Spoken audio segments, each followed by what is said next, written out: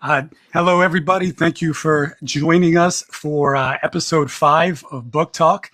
I'm Leo, also known as Book Dad, and of course, here with Charles Chapters, my co host. But then tonight, we're excited because we have Book Talk creator, TheCozySpawnPoint, joining us. If you've been on Book Talk for any amount of time, you've probably seen his videos covering Frida McFadden, Akatar, giving you recommendations on tricks for how to use your Kindle, a little bit of everything. So yeah, Ray, thank you for joining us. How are you doing? I'm good, man. Thank you for having me. I've been excited. Yeah, we've been waiting on this one too. So glad you could join us. So for anyone who hasn't come across your content before, obviously I kind of talked about a little bit of it there, but tell us, a little bit about yourself and the type of content that you create. It's funny. I've only been I'm coming up on like my 1 year. Like it'll be a year of me creating this page and posting in July 27th. And it started from me wanting originally just me wanting a page that was only books, or only got book recommendations. So I was getting back into reading and I just wanted book recommendations. And my wife, she's like my best friend, and she asked me to read one of her books because she wanted somebody to talk to about it. And that was uh, Fourth Wing. So I read that, and then I just kept reading. And then kind of the thing that went kind of took off was I started reading Akatar, and I did like a little meme of Akatar, and that went crazy. And then I had just gotten a new Kindle because my old Kindle was going bad, and those Kindle videos took off. And then I was like, oh, what could I do? And I did this whole like conversation with myself, and I had that, voiceover, the rom-com voice guy, and that was pretty much what solidified it. And after that, I was like, oh well, I think I'll just post every day. So, but Yeah, well, yeah. clearly it's going well. So you said your wife had you read. You said Fourth Wing. Had you read anything before that, or was the book that got you into reading her recommendation? Like I've said before, like I never considered myself a reader. I was like a guy who read books, occasionally read books, right? So like I read post high school. The first book I read out of high school was Carrie. And then like I read, some Stephen King stuff, and I might have read like maybe one book every year, one book every other year. And I was mostly like a vacation reader. Right. So if we went on vacation, I would go grab a book, and that's what I would do on vacation. It would take me like the entire vacation and like a week later to finish that one book. Hmm. And then like back in 2020, end of 2024, August of 24, my wife read Fourth Wing, and she texted me. And she was like, you need to read this book because I want somebody to talk to me about. And I was at a kid's birthday party. I had some Audible credits, and it was gonna be there for like 3 hours. So I just downloaded that thing and I started listening to it. And I got home 3 hours later, and she tried to talk to me, and I was like, ah, I, I'm listening. So then I burned through that, and then we both read Onyx Storm when it came out, and that was January of 25. And then after that, it was just like I was reading stuff because books were well, I guess I started reading before that too, but it was more thrillers because it was books that it wasn't what I was used to. It wasn't what I was reading in school.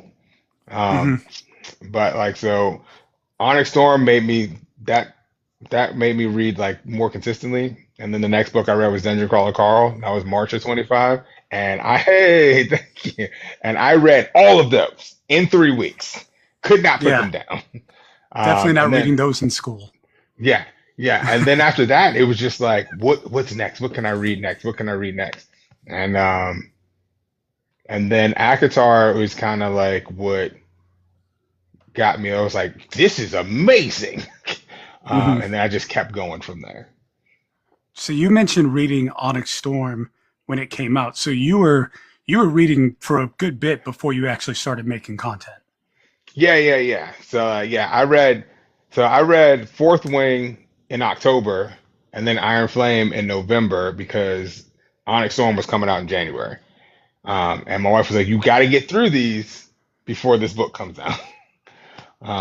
So I had to have it done by January.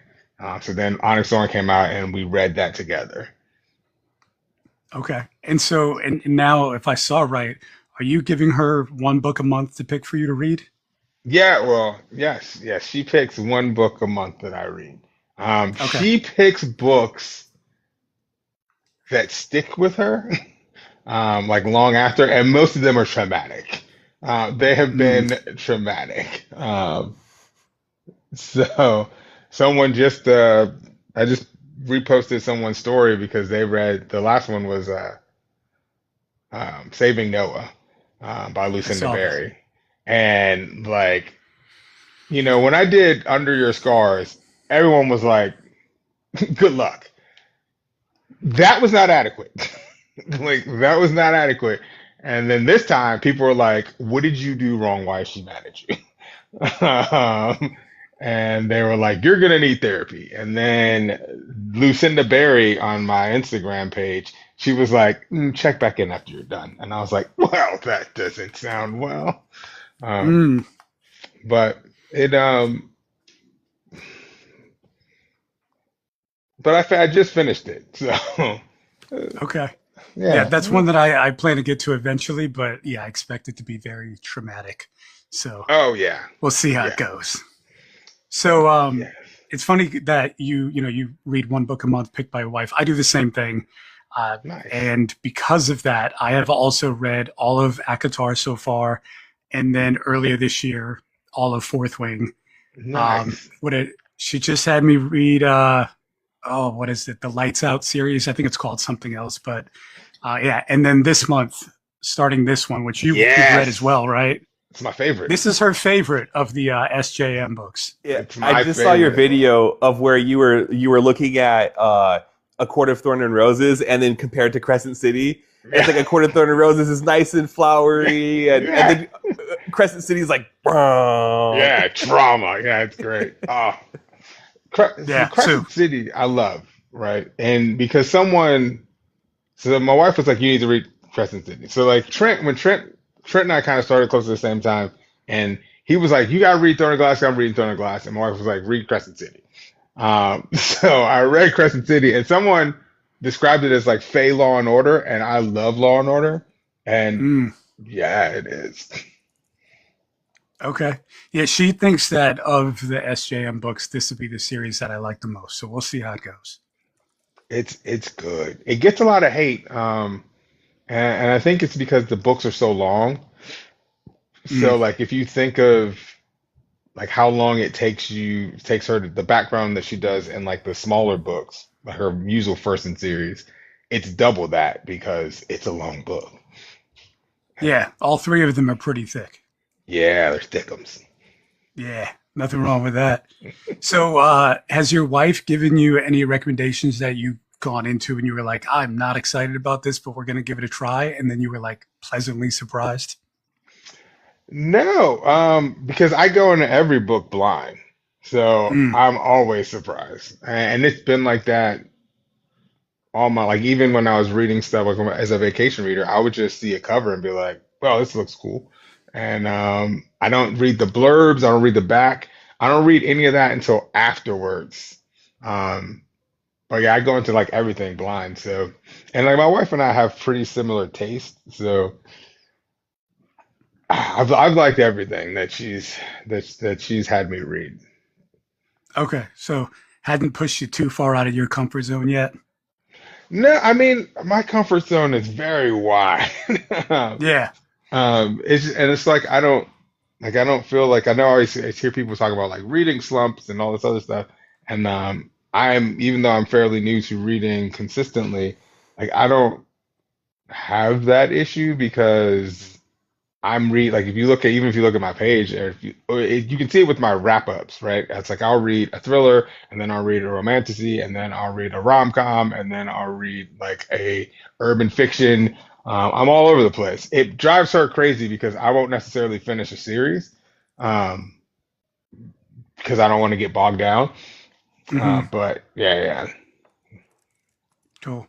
Well, I appreciate that there's another guy out there that does read like the ACOTAR, because it wasn't. I wouldn't say it was like my favorite series, but it was interesting to read for sure. And um, it's not often that I see other guys talk about it. And then for you, obviously doing content on it, it's done very well. Your ACOTAR content always seems to do well. Yeah, yeah, it does. It does, and I always worry. Like I fight the urge to argue with people because I always worry because people are like, oh, there's this whole thing where it's like guys are just doing Akatar for views, and like Hmm. Mhm. I don't want anything in my page to ever come across as like I'm just doing it for views because I'm not. If I don't like it, I don't talk about it. There have been books like when I do my wrap ups, like there have been times where like I'll say like I've read like 10 books. There have been times where there's like 12 or 13, but I just don't talk about those other two because I didn't like them. And if I don't like them, I'm not going to do the disservice of taking the jam out of someone else's donut. Yeah, somebody had once said, I can't remember who quoted it off the top of my head, but somebody had once said, like, I'm done with the negative conversations. I would rather spend all day talking to you about something that I loved rather than talking to you for a minute about some type of controversy. And I Yeah, have to say, your page is incredibly refreshing because for one, it's obvious that you have fun. Like when you're yeah, creating, it comes through the camera, but also like, and this isn't to disparage anybody, but you don't have the typical book bro content. I mean, you're reading McFadden, you're reading Akatar series. You can tell that you're not doing these things, even though I kind of don't like to use this term, but performatively. Like you're not trying to yeah, get views, right? Like that's your genre. You like romantasy, you like romance and rom coms and thrillers, and and so it's just like refreshing to see. I'm seeing all of these book bros talking about the same books or the same genres or kind of giving the same synopsis. And then I see your page and I've got the bright colors in the background. I've got you smiling and happy. You're talking about Frida McFadden and the inmate and how it was amazing. And so I just have to say, and kind of like in this current environment as a male creator, like you are incredibly refreshing to see. Oh, thank you, For thank you. sure. Yeah, yeah. Like when I first started, someone was like, you're the first man that I see that seems like comfortable and natural or cozy. Like she was like, you actually seem cozy, and I was like, well, thanks. Um, yeah, and and one of the things that I've learned in this coming up on this year is like as a dude, like it takes a lot longer, especially for women to engage with your like they might watch your content, but they're not gonna like follow you, engage with you until you've like proven yourself that you're not gonna Because be a you never dick. know. Yes. Yeah, a hundred Yeah, percent. yeah, I yeah, mean, and right. we've had some of that happen here on TikTok in this past year that I've been on. Where we had these creators who are in the circles with all of us, and we're talking, and then all of a sudden, I start getting some DMs about some inappropriate behavior that we have to call out. But it's just like you would have never thought because they don't present themselves that way. But that just goes to what you're talking about, right? As a female consumer of this content, you kind of have to watch a couple bit and wait for somebody to prove themselves before they actually engage and comment and like interact with you because you just have to have your guards up in that way. Yeah, yeah, yeah, definitely, definitely. And it's always interesting, right? Because like everybody know, I mean, if you watch my page for any amount of time, like I'm married, I'm happily married, like so sometimes when people will DM me and I'll respond, I just always have to be sure that I'm like, hey, yeah, and I'm making it. This is about the books and it's super light and like I don't want anyone to feel uncomfortable about anything that I say, right?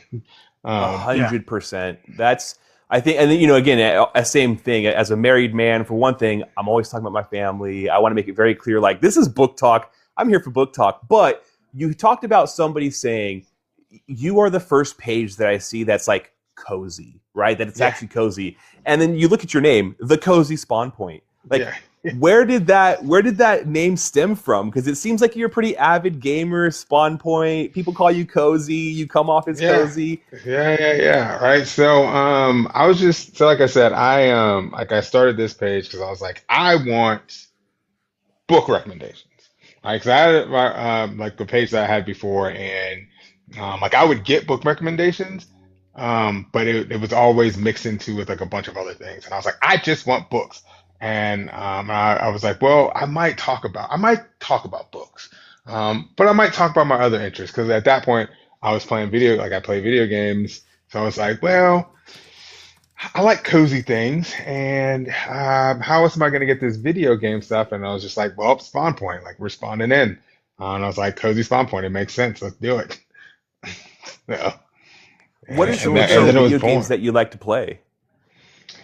So pre now it's like platformers, but like I was big on like Zelda, Diablo, World of Warcraft, huge Street Fighter fan, Mortal Kombat, like yeah, yeah, to the point Resident Evil, like to the point where me and my boss had a calendar invite in our calendars where we both took off when Street Fighter 6 came out. Like we had it in the calendar because we were like, we're not. I was like, I'm not working that day. And he was like, what are you doing? I was like, Street Fighter 6 comes out, and the next thing you know, I got like a calendar invite that was like, I'm not working that day, and I was like, oh, so we're playing. He was like, exactly. So, Yeah, absolutely. yeah. Who won? He won because And he's thanks for being yes. honest with us about that, man. I Well, appreciate that. he won because I have an Xbox. It's cross-platform. He was playing on Steam with joystick and Mm. controller, so he just straight murked me. Oh, that's why. Yeah, I like that excuse. He's got the joysticks and the buttons, and yeah, he's got I the had a buttons, controller, man. man. Yeah, yeah, yeah. Yeah, Yeah. I've never So played on a computer. I don't think I could. Yeah, yeah. So he's got it on Steam, but he's got like a cabinet. His Steam runs through like an arcade cabinet. So he was sitting there just like he was in the arcade, and he was just Mm. lighting me up. that you're right. That is cheating. That is one heck of a setup. To have everyone Yeah, to do so like he takes that. it serious. Oh yeah, yeah. He's takes it very seriously. So you were talking about earlier how you're coming up on your 1 year, and you did just drop a video of like, here's the things I've learned in 1 year. And a lot of the times, kind of like when people give this advice about growth, something that comes up is like, do it for fun, don't do it for the views. And although all of that stuff I think is incredibly true, because if you're not having fun, people can tell. If you're doing it for the views, people can tell, and people don't like that. But what is it? Do you think Akatar had a role in helping you grow so quickly? I mean, you started in July, I started in August, and you are 6 times. Now, your quality of content's fantastic, but you're 6 times the follower count that I have. Like, what do you attribute that to? Is it the books you're reading? Is it you as a person? Is it a certain technique? So it is a bunch of things. It's a lot of things. It's part luck, and then part like kind of paying attention to the space, right? So my very first videos, my first couple of videos went, uh, I don't say viral because I mean, like it was like a couple thousand views, but like they did very well, right? So like my very first video was I got a Kindle color soft. Like I've had a Kindle for years. But like it was on sale and I was like, we were at the beach. My basic was like lagging and all this other stuff. And I was worried about getting in the water because I was still reading by the pool and like color soft was on sale. So my wife was like, you should just go ahead and get one. And I was like, sweet. So I got it. It came. And then I was like, oh crap, you can do custom lock screen. So I made a custom lock screen and did a video on it. And it was like, gangbusters. And that wasn't even like it was not even the face. It was like just the video of me drawing the screen on my iPad and then putting it on and then showing it. And the music in the background was the Saja Boys. Mm. Right. And it was last July, so that was part of it was Saja Boys last July, your idol, and it was going crazy. So people were looking at it because of that. And Hmm. then like I did some transition stuff, but I was like trying to figure out what can I do like what can I do? And and I kept seeing these Kindle videos. Like so I was scrolling to see like, oh, what can I post about? Um and like I saw like people it was like meet the book talker, And then randomly, something different, I saw like introduction as my Kindle settings.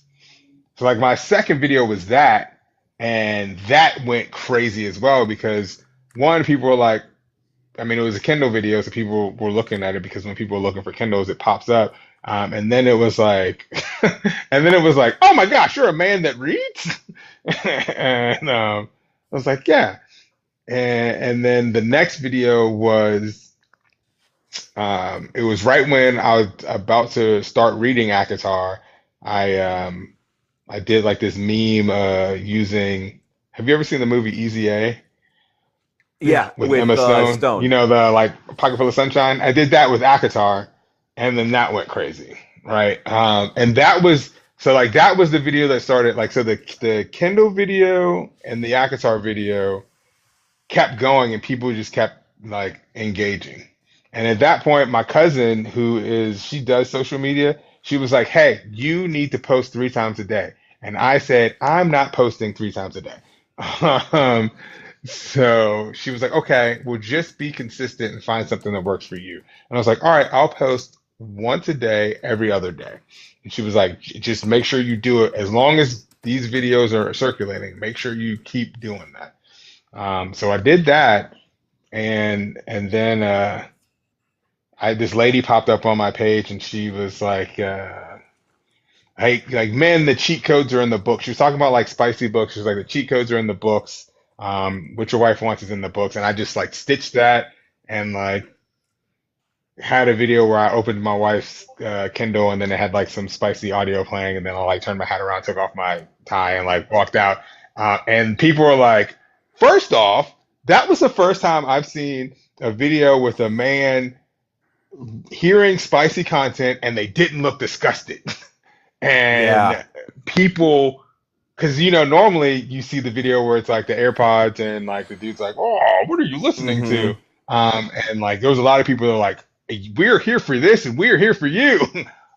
So then it just just did that. And then like the point I was like I started paying attention to like the analytics and things.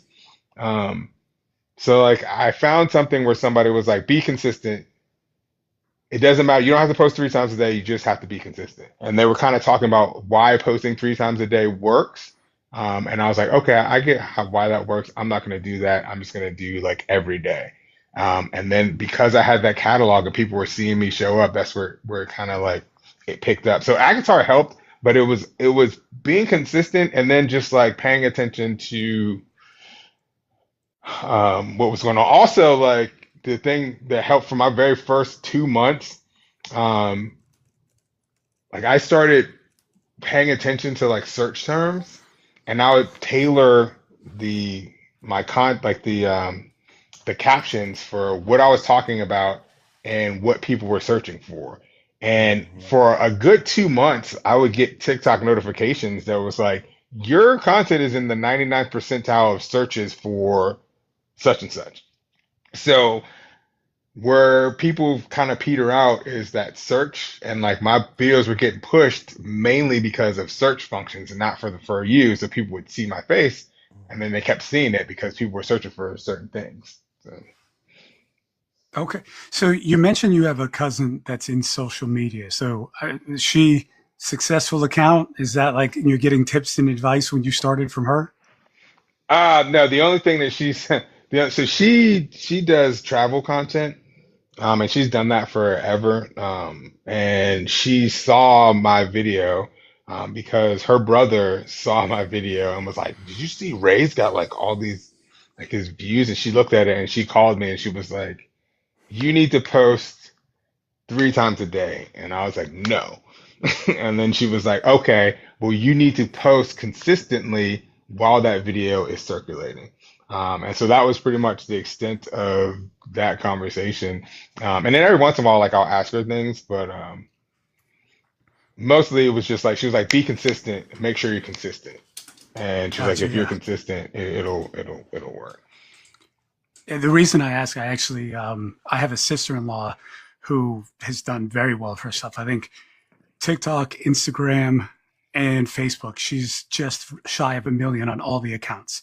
Oh, but her nice. content is very different. She does labor and delivery content, so she's a Yeah, nurse. yeah, yeah, So also her target market is like half of what's on TikTok. So yeah. it works well for her. But yeah, she gives me advice every now and then. So that for me, that's been helpful.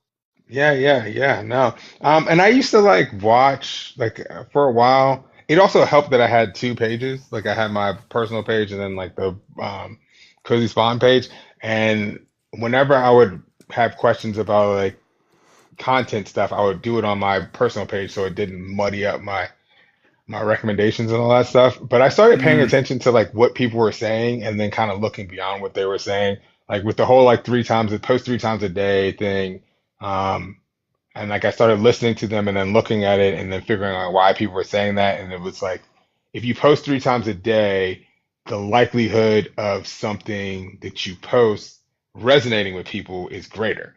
Um, but then if that happens, you need to lean in on it, right? So like mm, the video that still gets views and that catapulted me from like 3,000 followers to 10,000 within like a month essentially was the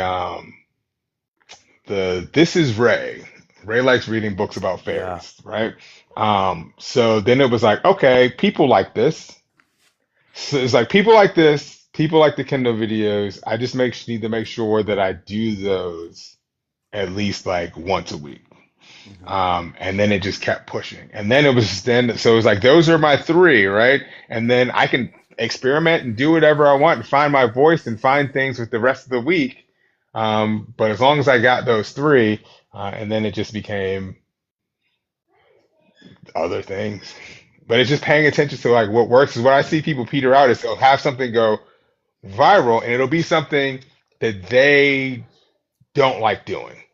Right. So they're not going to do it again. So it'd be like a random trend and then everything peters off from that, right? Like the skits that I do, like I love those because they're funny to me, and I don't care hmm if like one person watches them. Like this is my outlet, so and like editing and skits have kind of always been my outlet. So Yeah. what I'm hearing is one is there's a couple things. You're checking analytics and you're kind of paying attention to that stuff. And you're looking at search queries and kind of aligning your content that way. But also a big component is be like Ray. Right. And I've seen the way you edited some of your videos and all that. And I've been trying to like experiment with that.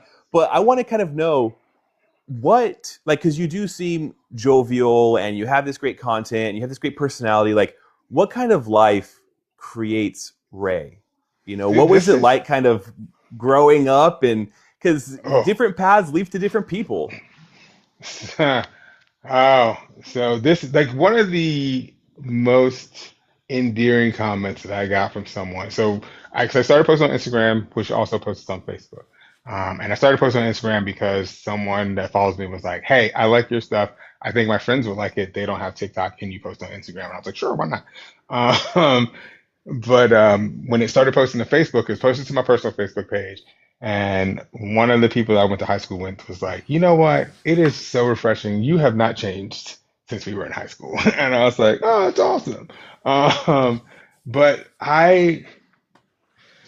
the life of Ray, right? So this is, like I said, it's an outlet for me, right? So and my normal job is very stressful and very,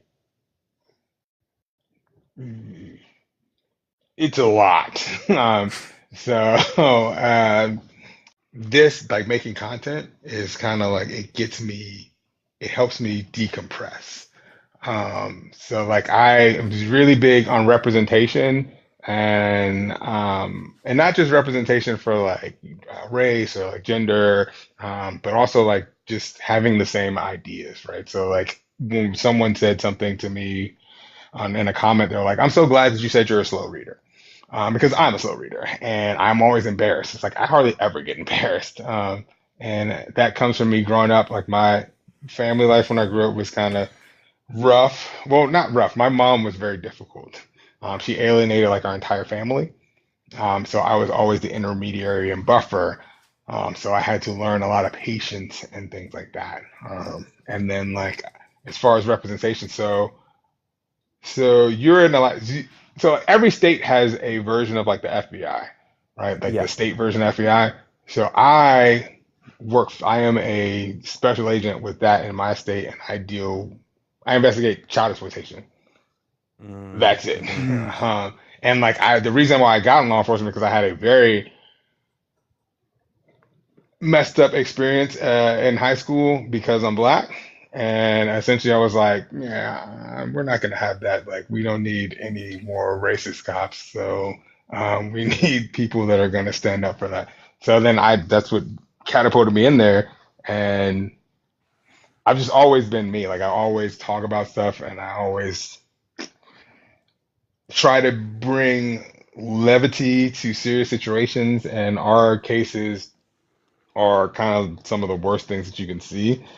Mm-hmm. So I need this to survive, essentially. Yeah, to kind of counteract that constant Yeah. barrage of just this intense negative just experience that's constantly going on that you do as this profession, and I got to say it's really commendable being able to be in that field because one, turnover rate's incredibly high because of how stressful and how like hard that job is, but also talking back a little bit about what you were talking about, it seems like you've had practice growing up as a perhaps parentified child, being that Oh yeah. intermediary, like learning at a young age how to just compartmentalize and look at ways in a more positive light. So that Yeah. way you can kind of like put all of the other stuff into the background. And like, usually those kids are the ones who are laughing and making jokes. And they're the ones that like, because if you don't laugh, it hurts. And Yeah. like that's Yeah. that defense mechanism. And so, I think like looking at your page, that kind of comes off. And I'm glad that this is your outlet because for one, I'm better off having you on this platform because when I look at your content, I can't help but smile. And I think that that's true for like all of the like that's why you have so much gravity is because people don't just want to know about your Kindle tips. They don't just want to see the voiceovers because they're funny. I think that true part of who you are that you want to nurture, that little ember that's burning inside of you, that you want to like blow on and have heat up, like that is where it shines, is right here. So I'm glad that you Yeah. definitely have this outlet.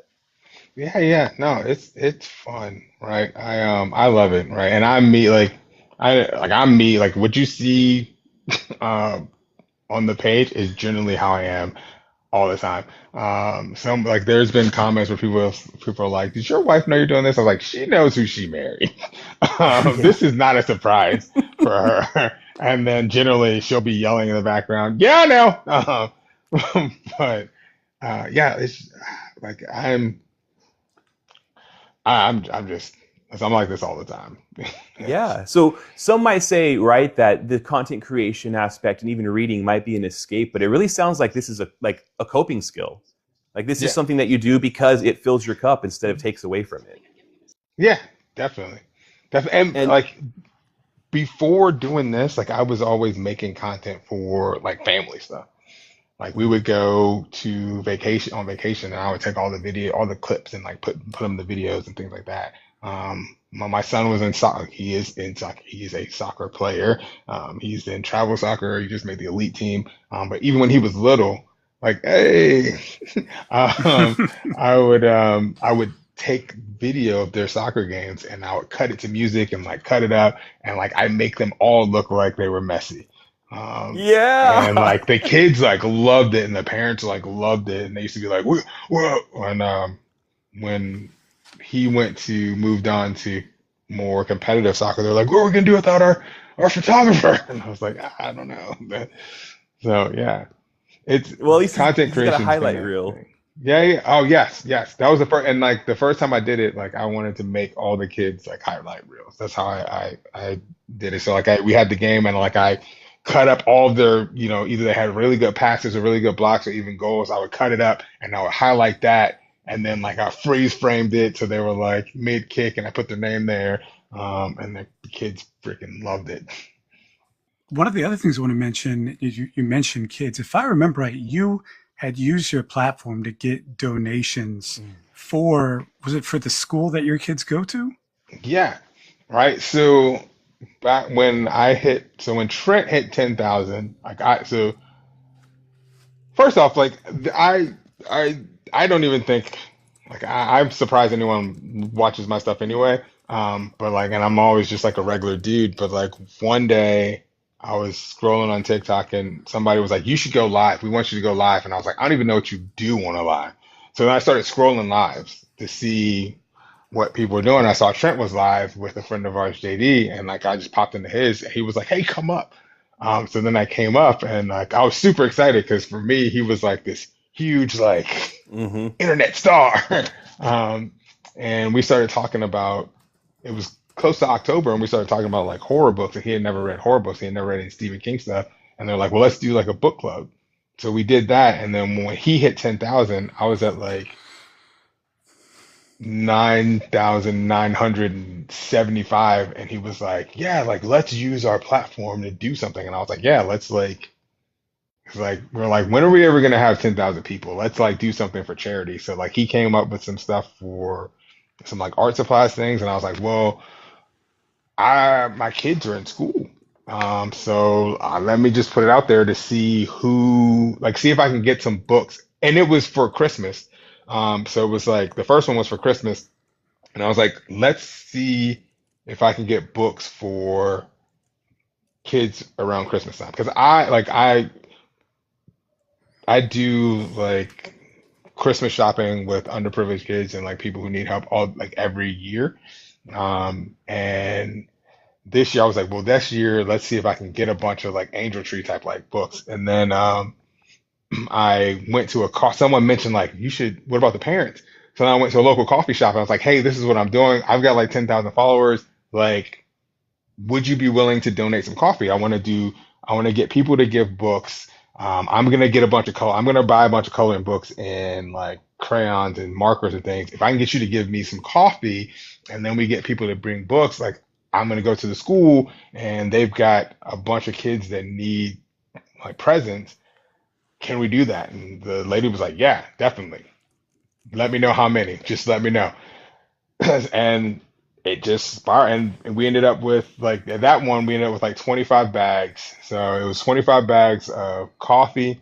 Each bag had like a coloring book, and then like each bag had like two kids books, and then like some markers. And then someone from my high school sent in like, she was like, I love that you're doing something for the parents. And then she sent in like socks, and she was like, how many do you have? I was like, I got 25. She sent in socks, lip balm, and like lotions for the parents as well. So we ended up doing this like angel tree type like thing where we gave 25 families a bunch of like books and some coloring books, and they're elementary school kids because that's what my kids were in. And then like the parents got like coffee and stuff, and it was great. And then when I was like, okay, sweet, that was awesome. So then when hit 15K, I was like, let's do it again. Let's see what we can do again. And I was like, I was at that point, I was like, I'm just gonna do my daughter's class because they were doing reading stuff. Mm-hmm. And that it was, I guess it got pushed to more people. And then there are people who were mad that they missed it the first time. And then we ended up with, I bought bags that they can color on. And then we ended up with each person in my daughter's class got two books and they got to pick a bag and crayons. And then every second grade class, the kids in every second grade class got books because there were so many that came in. Like I had to cut it off because I would come home and there would just be books. And my son was like, are you famous? And I was like, apparently. Yeah, right. Awesome. It kind of feels nice. I was like, well, people just like to help people, right? And you see a lot of the like giveaways and all that, which is cool. But I was like, I want to try to like help some people or get some to do Yeah. something in the community. Or So now, one thing I love about Book Talk is like this is a really special community because people here love to give, right? They're yes, really big on support. They're really big on giving. I mean, I don't know another space where random people send books to people just because they have a list up, right? And It's so with crazy. what you were doing, I know there like Trent has reached out, some other people have reached out on like wanting to get charities, wanting to do these things. I did one with Dolly Parton, but it can seem really daunting because there are a lot of moving parts. You're talking about going in and talking to these coffee shop business owners, you're working with schools, you're getting supplies. what is one crucial step that you could like tell creators out there who want to start doing more charity work, like to maybe simplify it and make it seem like it's not this big task? Planning. I mean, it comes down to planning, right? So like that the one for Christmas, like we started that in October, right? And so I had October to all like half of October and most of November to figure it out. And then, well, half of October, half of November to figure it out, and then like put a plan into motion. It really only works if you plan it, and you can't do, depending on what the charity that you're trying to do, like you have to plan it. Like for me, I always do stuff with kids because I have two kids in school. Mm-hmm. And like, so like in that book chat, it's kind of what I put in there. It's like, if you want to do something for kids, you're not going to be able to do it for the summer. You're going to have to do it either for when school starts back up or after that, because you're not going to have any access to kids in the summertime, Mm-hmm. because your quickest, unless you are a charity yourself, your quickest route is the school. And you kind of have to know when the school schedules are. And then you have to give yourself time to get everything that you want to do, and then put the things in place, and then ramp it up and put it out there, and then receive whatever charity you're going to get, and then be able to put it in place. And you kind of want to do, because you don't want to do it all too soon, because people, I mean, there's a lot of scammers out there, right? Yeah. And even though you might not be one, people might start to feel some sort of way if they're like, I sent this dude books and it's been 3 months and I have not seen one video about, books.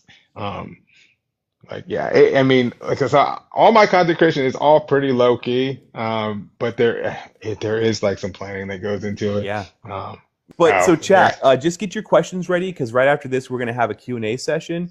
But just to follow up on that school piece right there, I've tried working with schools, and it can be really hard just logistically. Like, because they're protecting kids, right? They have all these people's kids, and they have to make sure you're not a scammer, or that you're, background checks and safety. How were you able to collaborate with your daughter's school? And also, like, how were you able to just pinpoint it to one classroom? Because I feel like that can be a point of contention, and that can be really hard for a school to they're not going to go ahead and say, oh, you want to do that? Come on in. So like with both of them, the first one, I reached out to the school social worker and I was like, hey, Mm. when I did the books for Christmas, I called them cozy care bags. I was like, hey, are there families that you have like an angel tree for? She was like, yes, I've got so many that I have identified, and we take donations for stuff. So that one was easy. But with my daughter's class, like I just went straight with their teacher. I was like, hey, look, this is what I want to do. Like I was like, hey, look, this is like I've got this platform, blah blah blah. Like I know you guys are doing, because she's in second grade, and I was like, I want to give books to her class. Can I do that? And the teacher was like, yeah, because teachers do that anyway, right? So you're not really going through the school. And I didn't have to go into the school or anything like that. I mean, I dropped it off, but I just dropped off a package for the teacher, and she kind of took care of it. Um, it's like you just kind of have to have an in with the teacher, or go to like a social worker. If you go with like a principal or something, Yeah. they're going to be like, well, you need something for every class. We ended up getting something for every class, but Hmm. going direct with the teacher, you're better off, because if you think about teachers, like a lot of them, they buy their own supplies, they do stuff for their class anyway. So no one's going to really feel left out, because it's that class. As long as you make sure you got enough for the class. Um, and like for me, I was like, you know what? Like I'm committed to doing this. Like I'm committed to doing it for this class. So even if like no one participates, like I'll just buy like 25 books for the class. Like there's 25 kids or 20 kids in the class. I was like, I just buy 20 kid books. Like that's fine, whatever. Um, but it's just dedication, man. So it looks like obviously you got quite a bit to bring into the school. Like what, I guess in both of these scenarios, like what was their reaction? So the first time, because I reached out to the social worker, she wasn't expecting, didn't know what to expect. So when I came with this box, and they were already packaged out. Like I had like because I told her what I was doing, but it didn't hit her until I got it. She was like she was like, oh my gosh, like tell the people thank you. And then from that, like the school kind of knew what to expect. And then when I did it for my schools, my daughter's class, so my daughter's teacher started following me, so she kind of knew what was going on. Mm. And because I asked her about it, she was like, "Yeah, I'll follow you." And then as we were talking about it, and when people kept sending the books in, and I started doing those like updates because once again, I didn't want people to think I just sent this dude books and I've heard nothing about it. I wanted people to know, like, hey, I'm truly am doing this. I'm not like just because it was hard for me making like a wish list to begin with. Outside of like that, like I was fine doing that. Like when Charles says like, people sending you random books, like the reason I ended up making a wish list is I got like one of my followers who's a friend of a lot of people, he like hit me up. He was like, "Yo, I need you to make a wish list like now." And I was like, "Okay, sorry." Yeah. And then I made it and he was like, "Hey, fix your address. I can't send you stuff." I was like, "All right, calm down." And yeah, so which I mean, and like a lot of people like to give, so it's nice. Mhm. So So jumping oh, into go ahead. questions, I was going to say, jumping into the questions, I know Mhm. Dusty had asked a question earlier in the chat when you were talking about posting 3 times a day. And he asked, what were your thoughts on what time of day people should post? Or do you have thoughts on that? Cool. Yes, I actually do. So I don't post 3 times a day. I post once a day. I started doing once every other day, and then I committed to once a day, and I batch film. So Sundays I film everything for the week.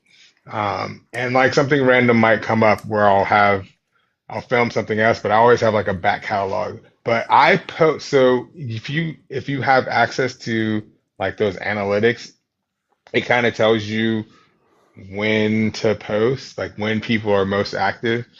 Mhm. And to kind of to your point where you asked like if you thought Akatar or what was pushing me, I was experimenting on like when I should post, and originally it said that my followers were most active at like between like they were most active it's like 7, and then people who watch my videos were most active around 5. So originally, like when I got to my first 10,000, it was like I would post every day at like around 450, and then those would do kind of well. And then I started playing around with stuff.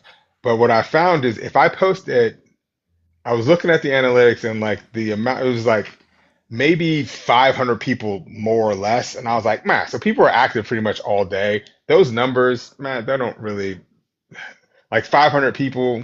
So I started posting at 6:45. Monday through Friday, I posted 6:45. That way, the first thing people see when they get up, because if you post at 6:45, there's not a lot of competition out there. So you're guaranteed that someone's gonna like scroll and possibly see your video, and then they'll start engaging with it, and then it'll kick it out to people, and they start engaging with it, and then which keeps it going like all day, and people engage with it all day, and you kind of get more from that. So I always say post early in the morning because it'll that's your best bet. Mhm. Yeah, I get on And early, and Quaglar, your oh, posts are go ahead. one of the posts I see. Yeah, so, yeah. And Quaglar asks, "What is your favorite book?" What is my favorite book, like of all time or like today? Um, Let's go all time. Eh, all time. or right now, because I know that can be a really hard question, I right? know Like it ask is me a hard tomorrow and it question. might be different. So Fair. right now, I would say that my favorite book is. It's funny because I just did a video this morning. I filmed my top 6 books of by month that I read by month. So like right now, do you know Eric LaSalle from ER? I No, don't. not that Oh, one. Coming to America. Do you know who Eric like Oh yeah. Soul Glow? So Eric LaSalle wrote a book series. It's called like the first. It's called the Martyr Maker series. I I read the first one last Thursday and then burned through all 3 in a weekend. And the first one's called like Laws of Depravity.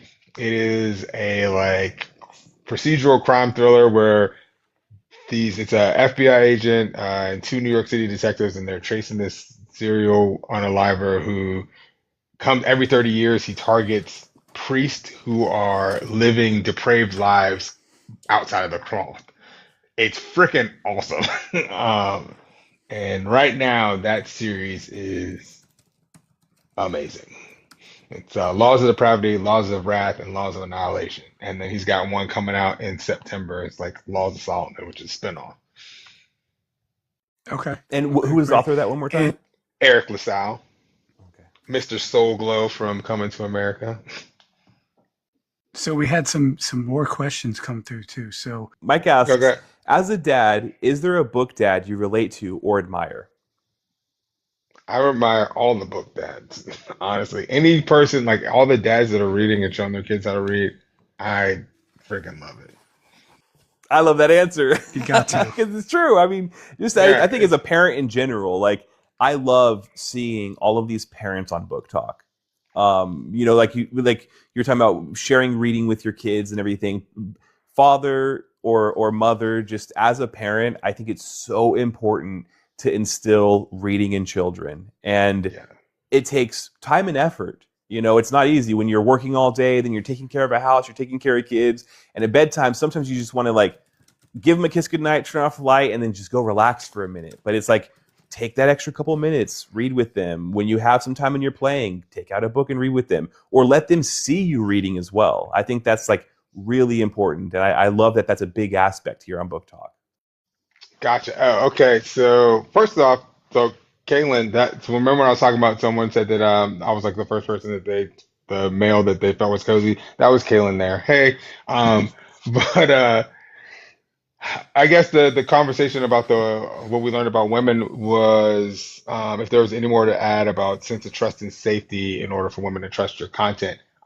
I mean, Mhm. essentially, what I've learned is don't be a dick. And yeah, that's the number one thing. I like whenever I like I usually whenever I reach out to women, like I always do it respectfully, and I'm always like, hey. Um, This is what I'm thinking. What are your thoughts on it? I'm actually in a group. It's like a content kind of creator group and it's all women, right? And so one of my followers who's been following me since the beginning, she like put out this thing. She was like, "Hey, I want to do this content creator group thing, blah blah blah. I think it'd be cool."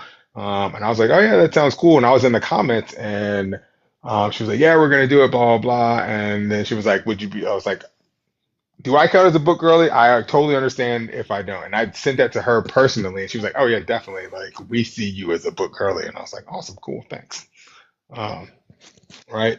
So yeah, it's be respectful. Don't be a dick. Like Tenets to live by, yeah, honestly. So, as a parent to parents here, I want to respect your time and thank you so much for coming in here. We just have a couple of closing questions, and one is that it's very obvious that community and building community is so important to you. So, why is giving back such a big part of who you are?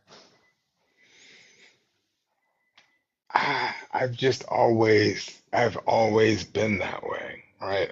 When I was younger, like whenever if we'd see people on the road that needed like anything, I'm always like, here. Like I've always been that way, and my kids are that way too. Like we'll drive by and they'll see people, and like I will be up there, um, and like they're always willing to help out. Like to the point where my son was at his very first, the book fair.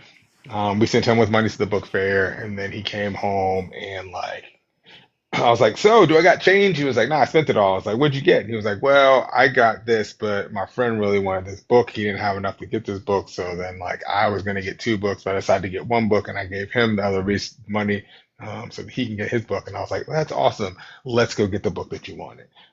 Hmm. It's that's just I don't know. I've been that way since forever.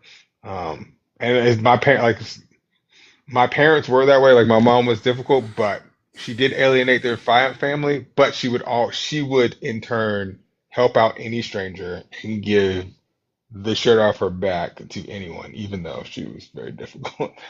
So it's been instilled in me since I was younger. All right. So Ray, obviously people can find you here on TikTok, but are you anywhere else? Where else can people find your account? So I do have an Instagram account under the same name, and then I now have like a Facebook account under the same name. Well, guys, that wraps up episode 5 of Book Talk. A huge thank you to Ray, the Cozy Spawn Point, for joining us tonight. It was great to get to talk with you and obviously, learn a little bit more about you. Guys, if you don't already follow him, be sure to go ahead and check out his content. And be sure to check out our next guest and more of our content on booktalkmedia.com. Don't forget to follow us on YouTube and Spotify. Again, thank you, Ray. And as usual, I'm Book Dad here with Charles Chapters, and we will see you guys on the next episode.